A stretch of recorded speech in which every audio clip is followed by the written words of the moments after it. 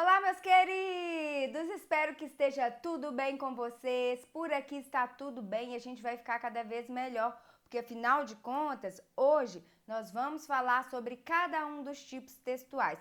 Começando por aquele que a gente aprende desde cedo na escola, quando nós estamos aprendendo ainda ter acesso aos primeiros textos.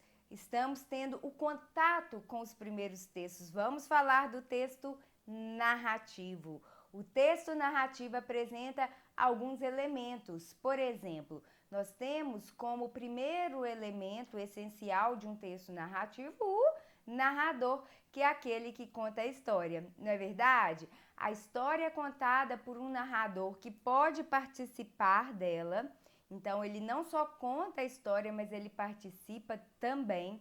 Existe a possibilidade de a história ser contada por um narrador que não participa daquilo que ele está contando, ele só observa o que está acontecendo e conta para os interlocutores, para o leitor, aquilo que aconteceu, com quem aconteceu, quando aconteceu, onde aconteceu.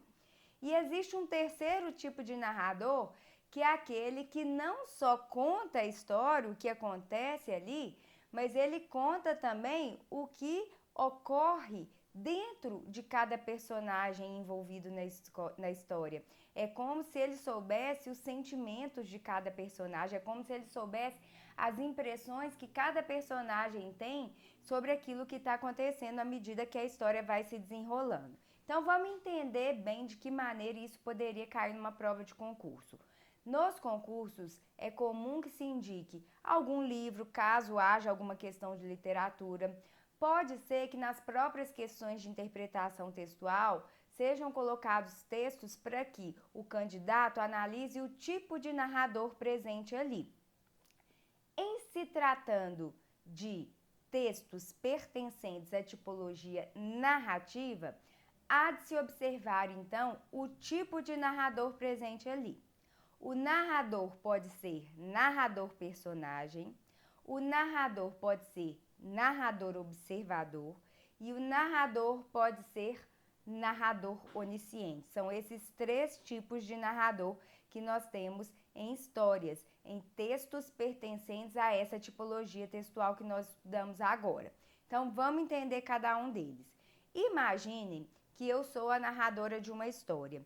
E além de eu narrar a história, eu sou um dos personagens envolvidos. Então, eu vou contar o que aconteceu, com quem aconteceu e vou contar também a minha participação naquela história. Afinal de contas, eu sou um narrador personagem. Então, pode ser que na história contada por um narrador personagem apareça a utilização dos verbos e pronomes na terceira pessoa, porque eu vou falar o que aconteceu, com quem que aconteceu, vou falar das pessoas envolvidas, mas vou falar de mim também. Então é comum que em narrativas em que o narrador é personagem, apareça também a utilização da primeira pessoa do singular ou do plural. Afinal de contas, eu estou participando daquela história, então é comum que eu faça uso de pronomes e verbos na primeira pessoa. Como que isso pode aparecer numa questão? Marque a opção em que se revela uma marca de que o narrador daquele texto é um narrador do tipo personagem. E aí pode ser que na alternativa correta a banca coloque utilização da primeira pessoa do singular, utilização da primeira pessoa do plural. Opa, essa já é uma marca de que o narrador daquele texto colocado para nossa análise é um narrador personagem. Tudo bem? Bom, existe um narrador observador, que é aquele que eu chamo de drone. O narrador observador não participa da história. Toda hora eu tô passando a mão aqui porque eu acho que caiu, como um bom mineiro diz, um trem aqui no meu olho, mas tudo bem, daqui a pouco sai. O fato é que o narrador observador é como se ele fosse um drone. Imaginem um drone, e aí esse drone começa a filmar tudo que está acontecendo naquela cidadezinha. Então imaginem uma história que acontece numa cidadezinha do interior, num determinado tempo, como a gente vê nas novelas das 6 da Globo, não é verdade?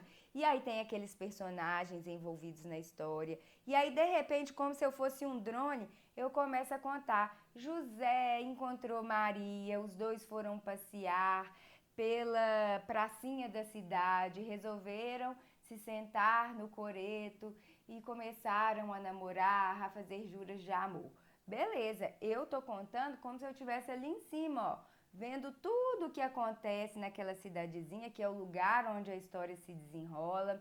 Naquele tempo, vamos supor, sei lá, anos 60, então eu vou perceber que aquela história está se desenrolando naquele lugar, naquele tempo, e como se eu fosse um drone observador, eu vou contando para o meu leitor tudo aquilo que está acontecendo. Então, nas histórias em que o narrador é personagem, há a possibilidade de se usar a primeira pessoa do singular ou do plural, porque, como eu disse, o narrador não só conta como participa da história. Então, ele está ali no meio dos personagens, ele não tem a capacidade de ver de cima o que acontece. É uma visão parcial, é uma visão que parte da perspectiva daquilo que o personagem vê. Então, ele é como se fosse um personagem qualquer. Ele é o Joaquim que chegou ali e viu José e Maria namorando naquele coreto. Agora, o narrador observador já não tem essa visão tão parcial da história, não é verdade? Porque ele não está ali naquela praça, ele está ali de cima, vendo a praça, mas ele pode ver o que está acontecendo na casa do vizinho, ele pode ver o que está acontecendo na venda do seu Zé, não é verdade? Justamente porque a visão dele é mais o quê? Abrangente do que a visão do personagem, que acaba sendo parcial. Então, além dessa possibilidade de ter uma visão mais ampla do que acontece na história, o narrador observador acaba se mostrando a partir de uma outra característica, de uma outra marca, que é a utilização de verbos e de pronomes na terceira pessoa do discurso. Por quê? Porque o narrador é um drone. Ele vai contando o que acontece na vendinha do seu Zé, vai contando o que acontece na casa da dona Joana, no coreto da cidade. Ele vai conseguindo mostrar o quê? O que acontece em vários pontos da cidade. Mas ele não é capaz de falar sobre o que ele fez ali dentro da história, porque ele não é um personagem, ele é um mero observador. Então ele não fala dele, não fala de você, ele só fala o quê? Da história. Ele usa então os verbos e pronomes na terceira pessoa, não na primeira, porque ele está ali na posição de um narrador observador, que, como eu falei, é o meu famoso drone, tá? Agora, tem um terceiro tipo de narrador também. Quando a gente vai falar sobre Deus, o que a gente fala? A gente fala assim, ai, Deus é onipresente, é onipotente, não é uni não, viu, gente? É oni, tá? Onipotente, onipresente, onisciente. A gente pensa onisciente, onipotente, beleza. Agora, onisciente, o que é onisciente? A gente fala isso e muitas vezes nem sabe o que quer dizer a palavra. O narrador pode ser onisciente. É o narrador Deus. Esse narrador onisciente é como se fosse o Deus. Ele é onipresente, ele é onipotente, ele é onipresente, ele é onisciente porque ele sabe tudo o que acontece. Não só do lado de fora, né? Não só nas visões externas dos personagens envolvidos, mas ele é como se fosse Deus, ele sabe o que cada personagem pensa, o que cada personagem sente, é como se ele estivesse dentro deles, porque ele é Deus, ele é onisciente.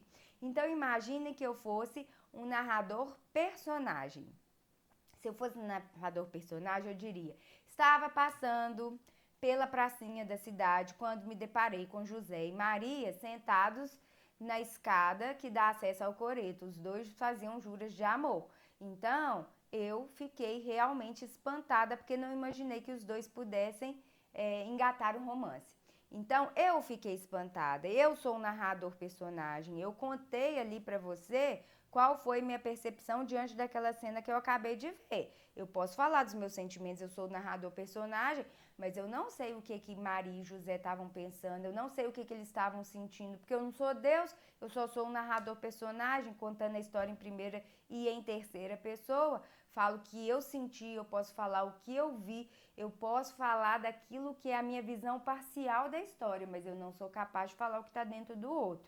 Não é verdade? O narrador, o observador, fica ali de cima. Ele consegue ter uma visão mais ampla, não só ali do coreto, como eu falei, ele pode visualizar outros lugares que fazem parte daquela cidade, que é o lugar onde a história se desenrola, como numa novela das 6 da Globo, mas ele não participa da história, então ele só fala de tudo em terceira pessoa, sem saber também o que acontece dentro dos personagens. Ele é um drone, ele consegue ver muitas coisas, mas só do lado de fora, então ele vai contando tudo na terceira pessoa. Os dois se encontraram ali, aparecem pessoas para observar aquele namoro, aquele romance que começava a engatar. Enquanto isso, na vendinha, o pai de Maria nem imaginava que logo ao lado, naquela praça, a sua filha estava se desfrutando com um rapaz, né, bem no estilo dos anos 60. O fato é que o narrador observador conta tudo de cima, pode ter várias visões, mas ele sempre tem uma visão externa. Agora, o narrador onisciente não. O narrador onisciente é Deus, então Deus sabe o que está do lado de fora, Deus sabe o que está do lado de dentro de cada um dos personagens e sabe tudo que acontece em todos os lugares, que ele é onipresente, não é verdade? Então, o narrador onisciente, ele tem a capacidade de contar o que acontece com os personagens e de contar também aquilo que cada personagem sentiu, pensou, as impressões que os personagens tiveram diante das situações, dos acontecimentos ali presentes. Então vamos imaginar o caso de José e Maria? José e Maria se encontraram na praça da cidade, sentaram-se na escada que dá acesso ao coreto. Senti um frio na barriga, o meu amado se aproximava. Você pensa assim, gente, mas esse narrador está participando da história? Como assim? Como assim? Ele sentiu um frio na barriga? Quem sentiu foi a Maria, que estava ali diante de José. Né? Eu não sei nem mais se é José ou João, mas diante do amado que estava chegando ali, estava se aproximando do coreto. Né? Por que, que o bendito narrador do nada falou, senti um frio na barriga, o meu coração palpitando? É porque o narrador onisciente, ele conta a história em terceira pessoa e do nada ele começa a falar como se ele fosse a própria personagem, como se ele tivesse realmente incorporado, né, aquele personagem e estivesse falando por ele. Então, quando o narrador onisciente começa a contar a história e do nada ele começa a falar como se fosse um dos personagens envolvidos naquela história, na primeira pessoa, não é que o narrador sentiu frio na barriga, não é que ele sentiu o coração palpitando, é porque ele está mostrando para o leitor como que aquela personagem se sentiu naquele momento, porque ele é onisciente, ele é Deus, ele é capaz de perceber o que aquela personagem sentiu. Por isso que é muito mais difícil entender uma história com o narrador onisciente, porque a gente fica meio confuso, né? Por que a gente fica meio confuso? Porque quando o cara tá contando a história pra gente, a gente imagina que ele tá mostrando a perspectiva dele da história. Então ele tá ali me contando, José encontrou Maria, os dois se sentaram no banco da praça, depois se dirigiram à escada que dava acesso ao coreto. Aí você tá entendendo, você tá vendo que o cara tá contando a história, e do nada ele fala, senti um frio na barriga. Aí você pensa, gente, mas ele não tá participando da história? Senti o meu coração palpitando com a presença do meu amado, que se aproximava cada vez mais de mim. As minhas pernas começaram a ficar bambas. Aí você pensa, cara, que isso é o narrador? Não, é a Maria que estava ali se encontrando com o amado. Só que o narrador onisciente, ele não conta pra gente que agora ele vai passar a vez pra Maria. Aí ele não conta assim pra gente na história. José se aproximou de Maria. Maria então sentiu um frio na barriga. Ela sentiu suas pernas bambas e seu coração palpitando. Pode ser que ele faça isso? Pode. Aí fica fácil de entender a história. Qualquer leitor não maduro conseguiria entender. Só que numa história com um nível de complexidade maior, o narrador onisciente começa a falar como se ele tivesse incorporado ali, incorporada a personagem, estivesse falando com a voz dela. Aí a gente fica, como dizem os adolescentes agora, meio bugadões, porque a gente pensa, gente, quem é que tá falando ali? Por isso que dá um pouquinho mais de trabalho falar sobre texto narrativo, porque eu preciso que vocês saibam a diferença entre esses três tipos de narrador, justamente porque isso cai cada vez mais em provas de concursos. E quando o narrador, como eu falei, é personagem, a gente consegue observar com uma certa tranquilidade. A gente vê que o cara tá ali participando da história e a contando também, e a narrando também. A gente logo vê a presença de verbos na primeira pessoa do singular ou do plural. Quando o narrador é observador, também é tranquilo. A gente vê que o cara tá ali contando a história, não participa dela, narra a história, como eu falei, como se fosse um drone, com verbos e pronomes na terceira pessoa, porque ele não participa de nada ali, ele só vê o que acontece do lado de fora, com essa visão mais ampla. Mas quando o cara é o narrador onisciente, aí a gente tem que ter mais maturidade, né? Mais maldade para conseguir identificá-lo, justamente porque ele é meio confuso, né? Ele é Deus, ele pode tudo, então ele conta tudo que está do lado de fora, ele conta tudo o que as pessoas sentiram ou pensaram, como eu falei, em determinado ponto do enredo, e ele também é capaz de incorporar o personagem e começar a falar como se fosse o personagem falando, como se ele tivesse recebido um espírito mesmo. E aí ele usa a própria fala para demonstrar para o leitor aquilo que a personagem pensou, sentiu ou a impressão que aquela personagem teve num dado momento da história, como eu ilustrei aqui com a personagem Maria, né, que supostamente faz parte dessa nossa história, tá? Como chama o discurso em que aparece o narrador chamado de onisciente? Nós chamamos esse discurso de discurso indireto livre. Cris do céu, o que é discurso indireto livre? Eu já ouvi falar de discurso direto, já ouvi falar de discurso indireto, mas nunca ouvi falar desse tal discurso indireto livre. É importante eu saber? Claro que é, senão não estaria enchendo a cabeça de vocês há 15 minutos com todas essas informações. Então vamos pensar aqui. O discurso direto é aquele em que se reproduz as falas dos personagens da maneira que, em tese, elas foram proferidas num determinado momento. Quando eu estou desenvolvendo um texto e preciso marcar a presença de discurso direto, eu necessariamente faço uso de algum sinal para isso. Ou eu uso os travessões, ou eu uso as aspas. Em textos literários longos, como contos, crônicas, o mais comum é que se utilizem os travessões. Tanto é que quando a gente é novinho na escola, a gente aprende isso desde muito cedo, quando a professora faz aquele ditado. José disse, : parágrafo, travessão. A Maria está ali me esperando. Não é verdade? Então, quando a gente faz Ctrl+C, Ctrl+V, ou seja, a gente reproduz as falas dos personagens da mesma maneira como elas foram proferidas dentro do nosso texto, é importante que se utilize algum sinal. O mais comum, como eu falei, em textos literários é o travessão.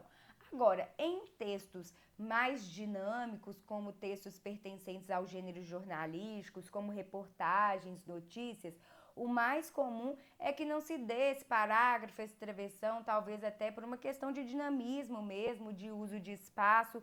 Então, nesses outros gêneros textuais, o mais comum é que se utilizem as aspas. Fulano afirma, : abre aspas, fecha aspas, ou seja, a gente coloca ali, né, aquilo que foi proferido pela pessoa citada da mesma forma como as palavras foram ditas. Ok? Então, em textos mais dinâmicos, mais técnicos, o mais comum é que o discurso direto seja marcado por aspas. Em textos mais longos, em que não há economia de espaço, o mais comum é que se utilize o travessão, como nos textos pertencentes aos gêneros literários. Tanto o travessão, então, quanto as aspas servem para marcar a presença de discurso direto no nosso texto, independentemente de um narrador ser personagem ou de um narrador ser observador, beleza? Agora, quando o discurso é indireto, ele acaba reproduzindo o que aconteceu num determinado momento, mas com as próprias palavras daquele que está estabelecendo o processo discursivo, do enunciador, do emissor, no caso de um texto narrativo, do narrador. Então, imaginem que eu estivesse narrando aquela cena. José foi se aproximando lentamente de Maria, que disse, assim que o viu, que estava muito feliz com a sua chegada. Ou seja, ela estava feliz com a sua chegada. Eu falei o que aconteceu com as minhas palavras. Eu não coloquei assim 2 pontos parágrafo. Ai, José, estou feliz com a sua chegada. Se eu voltasse para isso, eu voltaria para o discurso direto, teria que usar aspas outra vez, não. Mas não, eu usei as minhas próprias palavras, as próprias palavras para poder descrever, né, o que aconteceu naquele momento. Então, José se aproximou de Maria, que logo respondeu que estava muito feliz em encontrá-lo. Ou seja, contei o que aconteceu, a fofoca com as minhas palavras, o que demonstra então a presença de discurso indireto, que não faz uso de aspas e nem de travessões, porque eu estou falando com as minhas palavras. Eu uso esses sinais para marcar que aquilo ali foi dito pelo outro. Se eu estou dizendo do meu jeitinho, eu não vou usar nenhum sinal para isso, porque afinal de contas o texto é meu. O texto narrativo é meu, eu sou a narradora desse texto, então não preciso marcar aspas, a não ser que seja por um outro motivo, para marcar uma figura de linguagem, uma palavra empregada com o sentido diferente daquele que seria o habitual, ou então a presença de um estrangeirismo ou neologismo, mas para marcar a presença de discurso direto, não, porque ali eu optei por contar a história com as minhas palavras, tá? Então, discurso direto, Ctrl+C, Ctrl+V. Coloco do jeitinho que a pessoa falou, marco com aspas ou travessões. Discurso indireto, não, o texto é meu, estou contando o que aconteceu, a fofoca ali com as minhas palavras, independentemente de eu ser o narrador, observador ou o personagem. O fato é que eu estou te contando o que aconteceu de acordo com aquilo que eu construí naquele texto, ok? Agora, o narrador onisciente, aí é que são elas. O narrador onisciente mistura o discurso direto com o discurso indireto, mas não conta pra gente o que está fazendo ali. Ele não usa 2 pontos, parágrafo, travessão.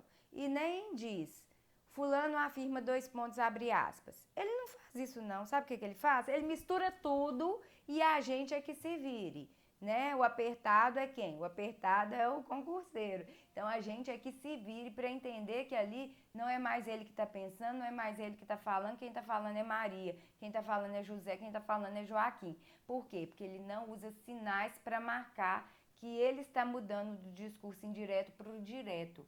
Então, eu até chamaria esse discurso de discurso direto e indireto, se eu fosse, né, autora de algum livro que pudesse estipular nomenclaturas oficiais.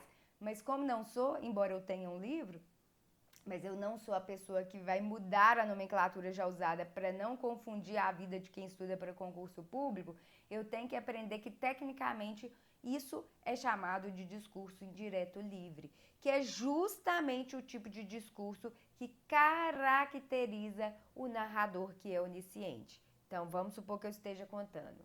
Maria viu José se aproximar e se sentiu muito contente com aquilo. Ai, que frio na barriga.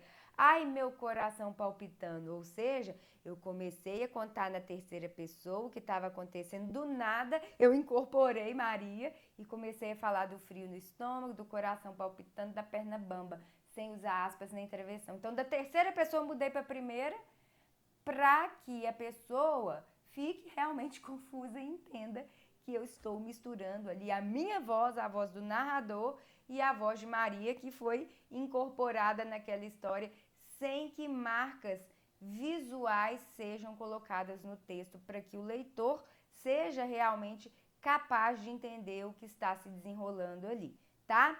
Então, em concurso público precisa saber o que caracteriza o discurso de um narrador observador, que pode ser direto ou indireto, o que caracteriza o discurso de um narrador personagem, que pode ser também direto ou indireto, com as diferenças que o narrador personagem usa a primeira pessoa porque ele está incluído naquilo que está se contando, e o narrador observador só usa a primeira pessoa no caso de um discurso direto, caso ele esteja demonstrando ali, a partir do uso de aspas ou travessão, a fala de alguém que foi envolvida naquela história. Mas para falar dele, ele não usa a primeira pessoa porque ele não participa da história, ele é o drone, ele é o observador.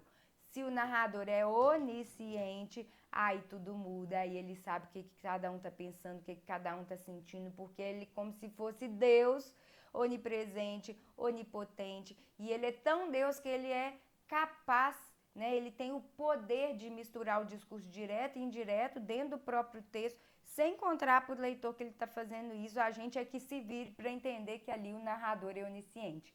Como que isso já caiu em prova? Marque a opção que revela uma marca que confirma o fato de o narrador deste texto ser um narrador onisciente.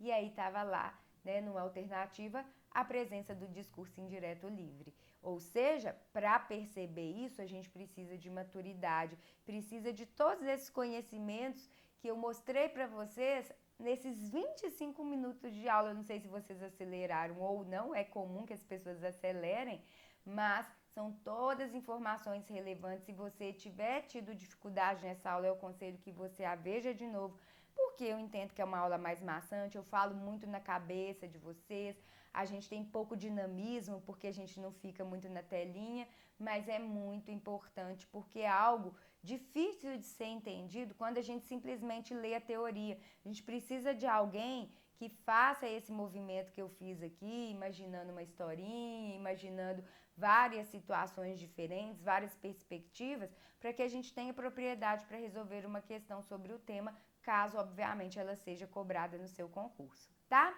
Então, além desses 3 tipos de personagens que são possíveis num texto narrativo, é importante que a gente saiba também que existe um tempo, né, um tempo em que a história se desenrola, que pode ser um tempo cronológico, mas sempre há uma passagem temporal, porque senão deixa de ser texto narrativo.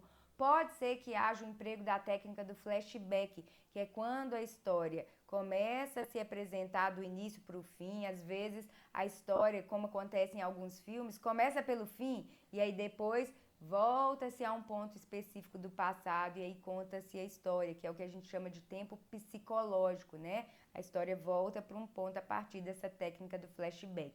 Lugares podem ser reais ou fictícios e também nós temos aí, né, a possibilidade de se entender a noção de enredo, que é algo muito importante para que a história seja bem desenvolvida. Muitas vezes o candidato é mal avaliado numa prova de redação porque não sabe concatenar a ideia, não sabe fazer enredo. Na área do direito isso é muito comum nas denúncias. Eu trabalho no Ministério Público, então eu estou ali, né, diante de um lugar, diante não, né, eu estou num lugar em que as peças se desenvolvem a partir de textos narrativos.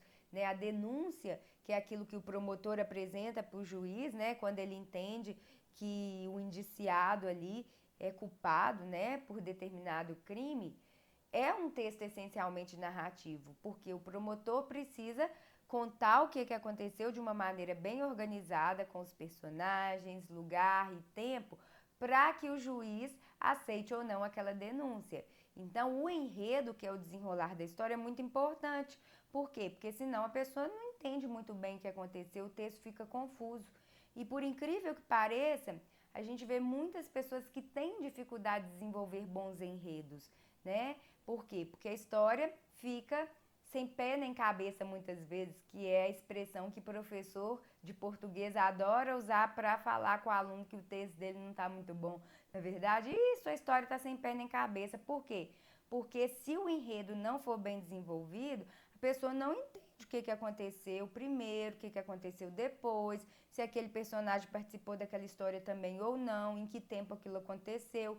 Então, o enredo de uma escola de samba mostra isso, né? Não é simplesmente uma apresentação de alas isoladas, né? Há uma história sendo contada ali pelo desfile da escola de samba, né? Uma história tem que estar conectada à outra, concatenada à outra. E isso faz com que o enredo, o desenrolar da apresentação sejam bem ou não avaliados pelos jurados. Então, por isso que a história precisa de um bom enredo, para ela ser considerada um bom texto. Ela precisa de narrador, que pode ser desses 3 tipos, precisa de pessoas que sejam reais, fictícias ou até virtuais, precisa de tempo. E precisa também de passagem de tempo, porque senão o texto deixa de ser narrativo e passa a ser, por exemplo, um texto descritivo. A narração sempre vai se desenrolar, sempre haverá uma passagem cronológica ali em relação aos acontecimentos que são apresentados. Tudo bem? Para fechar tudo que eu falei para vocês, eu deixei aqui, ó, tipos textuais. O texto narrativo, então, é a história contada por um narrador que apresenta a mudança da situação, tem o enredo, que é esse desenrolar da história, personagens, lugar e tempo, né? Que, como eu falei, pode ser um tempo cronológico, organizado, pode ser um tempo psicológico em que se explora o tempo passado, né? Com o uso da técnica do flashback, apresenta passagem de tempo, progressão cronológica. Aqui, para concretizar tudo que eu expliquei para vocês, eu deixei o exemplo e a definição do discurso direto, que é aquele Ctrl+C, Ctrl+V, que reproduz as falas de personagens ou participantes, né, daquela história que está sendo narrada, da mesma maneira como essas falas foram proferidas. Em histórias, normalmente é marcado por travessão, mas também pode ser marcado por aspas, no caso de textos mais dinâmicos, como notícias, como denúncias, né, e outros textos que exigem ali, né, como eu falei agora há pouco, maior dinamismo, textos técnicos. Então, se eu disser assim, ó, um candidato virou para o outro e disse: "Que dia o edital será publicado?" O outro candidato respondeu: "Ainda não sei, mas já estou estudando toda a matéria baseando-me no último edital. Proferi as falas dos personagens dos candidatos da maneira como elas em tese foram proferidas, portanto fiz uso de discurso direto." Já o discurso indireto é aquele em que o enunciador, no caso o narrador, reproduz as falas dos personagens do seu jeitinho, utilizando a terceira pessoa do discurso para isso. Então, se eu quisesse reproduzir o que aconteceu aqui com as minhas palavras, eu poderia dizer assim: os dois alunos conversavam sobre o próximo concurso quando um deles perguntou o dia em que o edital seria publicado. O outro aluno, por sua vez, disse que não sabia, mas que já estava estudando toda a matéria, baseando-se no último edital. Proferi isso aqui com as minhas palavras, reproduzi o que aconteceu nesse discurso direto com as minhas palavras, portanto, há aqui a presença do discurso indireto. E o discurso indireto livre, como eu falei, consiste na mistura entre o direto e o indireto, ou seja, a reprodução indireta da fala do personagem na voz do narrador, que foi o que eu brinquei, né, dizendo que é como se o narrador quase que estivesse incorporando a personagem, estivesse falando com a voz dele, não é verdade? Sem contar que está fazendo isso, que é o mais complicado. Por meio dele, o narrador fala como se fosse um dos personagens, como se soubesse exatamente o que ele pensa ou sente em um determinado momento, como na história lá do Coreto. É esse tipo de discurso que caracteriza o narrador, chamado de narrador onisciente. Então, imagine se eu pegasse esse discurso direto, misturasse com esse discurso indireto, fosse um narrador onisciente e quisesse mostrar para vocês como que isso se deu. Os dois alunos conversavam sobre o próximo concurso quando um deles perguntou o dia em que o edital seria publicado. Até agora o discurso é só indireto. Eu sou um narrador que estou te contando o que aconteceu. O outro aluno, por sua vez, disse que não sabia, mas que já estava estudando toda a matéria baseando-se no último edital. Por enquanto, aqui o discurso é indireto, eu estou contando o que está acontecendo pelo lado de fora, como se eu fosse um observador. Aí, do nada, preciso seguir esse exemplo e estudar logo para que eu não fique para trás e perca minha vaga. Sou eu o narrador que estou falando isso? Não, é um dos caras, é um dos alunos. Então, do nada, dentro do meu discurso indireto, eu incorporei um personagem e falei como se fosse ele, sem usar aspas, sem usar travessão. Isso caracteriza, então, um narrador que passa a ser onisciente. Beleza? Espero que vocês tenham gostado dessa aula sobre texto narrativo. Como eu falei, sei que é mais desgastante, mas não menos importante. Nem tudo que a gente aprende é muito tranquilo, muito fácil, mas é sempre importante a gente ir pelo caminho correto, aquele que vai fazer com que a gente garanta cada uma das questões da prova e não necessariamente o caminho que é mais fácil. Então, agradeço a vocês por toda a atenção dispensada. Até a próxima!